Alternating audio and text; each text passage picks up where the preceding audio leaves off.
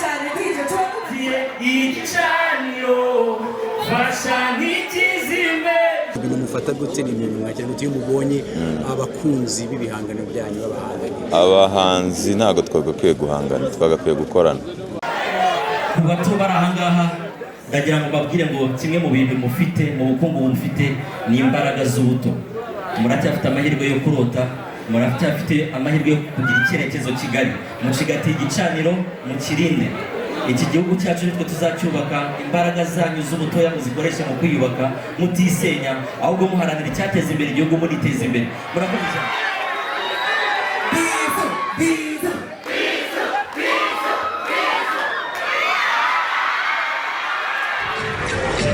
SP6 toothpaste uyu ni umuti w'amenyo ugufasha kugira amenyo meza akanwa gahumura neza kandi gafite ubuzima bwiza.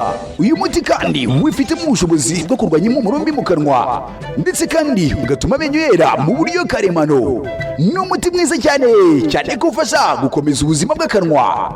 SP6 yifitemo impumuro nziza ya mente tandukana no kugira impumuro mbi mu kanwa ndetse kandi abifuza ko amenyo yanyu aba urwererane uyu muti urabafasha. Kubifuza kurangura muduhamagare kuri 0787840663. SP6 Super Probiotic Toothpaste. Uyu ni wo muti nari nkeneye pe.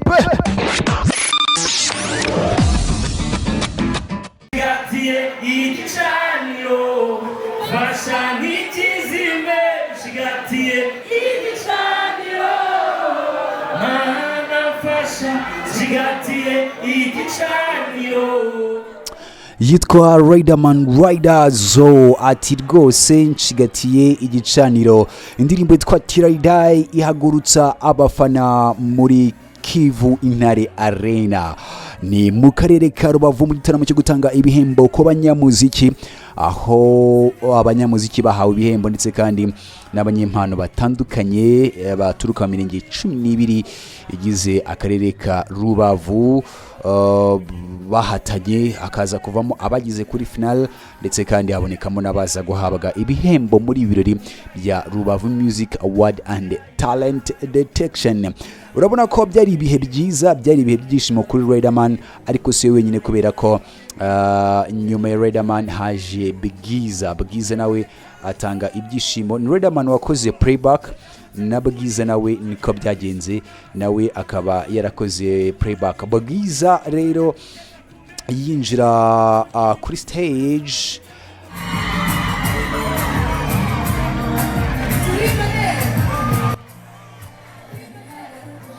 yinjiriye mu ndirimbo ubona ko mu by'ukuri yashaka kumanza kwiga neza ikibuga cyangwa se kureba abafana bari baraho abona uko aganira nabo. Bwiza yaravuye mu karere ka Musanze mu gitaramo cya Summer Country Tour, igitaramo cyabereye hariya rwose muri stade y'akarere ka Musanze kuri uwo munsi wa gatandatu. Bwiza rero nawe mu kuzamuka rwose abanza kwiga neza ikibuga.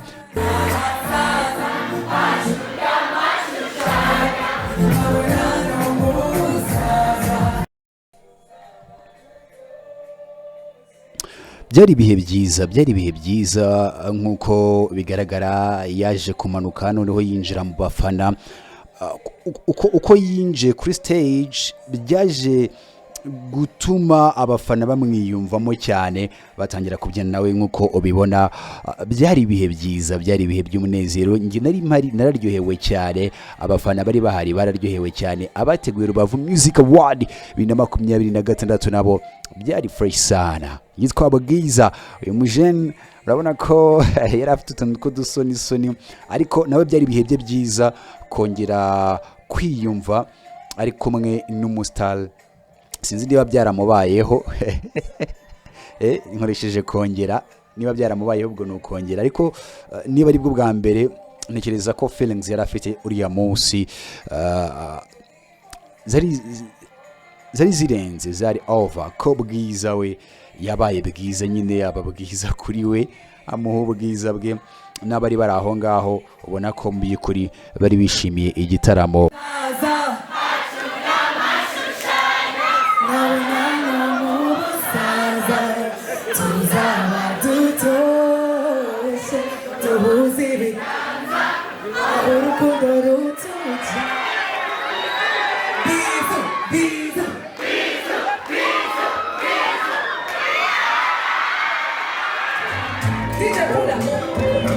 I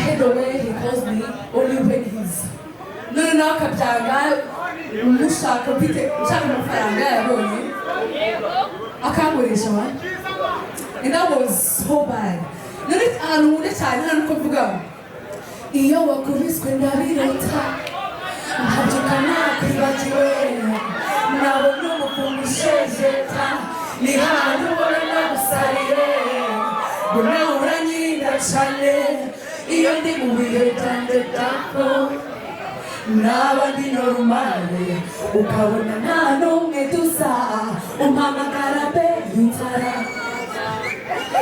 that was it byari bibabaje ariko ikintu kinsetsa nyuma y'amaze kuba umusitari yashyize ibintu bisanzwe and it's so bad niyo gushaka indirimbo igiye gukurikiramo tumuririmbe tumwereke ko birosiwe sibyo byari byiza nubwo abantu bari batangiye kureba amasaha akuze ariko it was so good. Ni stage ukuze uvuye mu karere ka Musanze ari ibintu bisanzwe kuri wowe kuba wakorera ahantu habiri bimbaho ubwa kabiri ariko ntabwo biba ari ibintu byoroshye of course yego kuri wowe ni ibintu bisobanura gute by'umwihariko mu kazi mu rugendo rwawe rw'akazi ukomeje ni ibintu bisobanura gukunda akazi no gukunda abo nkakorera at the same time nkabasha gukora ibintu kirenze kimwe. Ugeze Musanze ugeze na Rubavu ni imijyi ibiri yunganira umujyi wa Kigali ni imijyi ubona gute mu bijyanye no gukurikira ibihangano byawe mu Bwiza? N'abantu bari lead n'abantu bitabira bakurikirana bafite amakuru ewan bafite energy ziri hejuru cyane yego nanabashimira cyane. Ufite tour nicyo wayivugaho by'umwihariko? Tour kugeza ubu ngubu amakuru abashe kujyanze ni igitaramo zatangira aho kiri Rusaka muri Zambia ibindi byose nzabibamenyesha so soon.